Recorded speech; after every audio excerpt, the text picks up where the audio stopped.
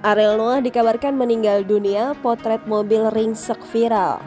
Kabar kurang sedap menimpa Ariel Noah. Musisi 40 tahun itu dikabarkan meninggal dunia akibat mengalami kecelakaan maut dengan mobil sport. Kabar itu diunggah oleh akun Facebook bernama Leni Setia.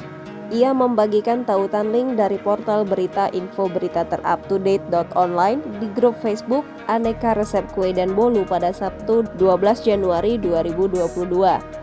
Saat dilakukan penelusuran pada tautan berita tersebut, artikel itu bukan berisi informasi kecelakaan Ariel Noah, melainkan kecelakaan warga bernama Suwantile. Unggahan itu pun langsung dibanjiri komentar. Beruntung para netizen tak langsung percaya dengan berita hoax yang tersebar itu. Sementara ditelusuri akun Instagram Ariel Noah, ia baru saja membuat Instagram story sekitar 2 jam lalu. Hal itu bak menepis kabar dirinya meninggal dunia akibat kecelakaan maut.